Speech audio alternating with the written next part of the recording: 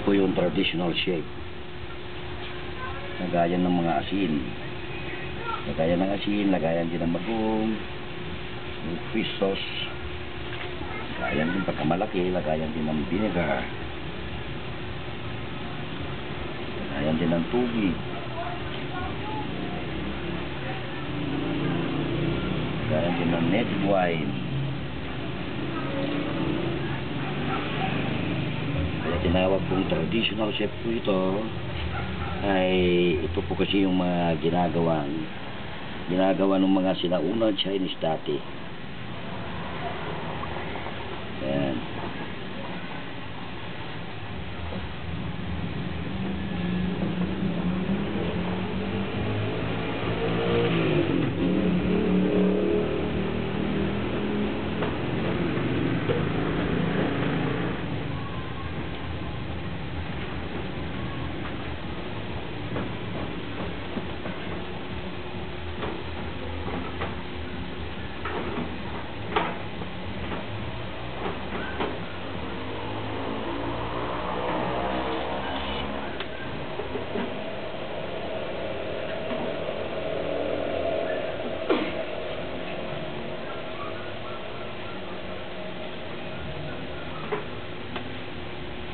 Okay.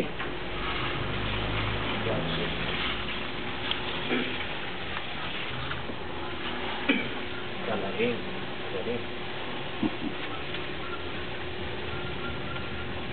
Kasi dati po yan mga unang Chinese burrito, ito po yung ginagawa nila since hanggang mula pinakamaliit hanggang doon sa pinakamalaki. Nakuha lang po ito dahil nung pumasok po ang plastic dito sa Pilipinas nagkaroon ng epekto. Itong jar hindi na mabili, kaya yung mga ibang Chinese bumalik po sa Pilipinas, sa China. Yung iba naman nag-stay po rito sa Pilipinas.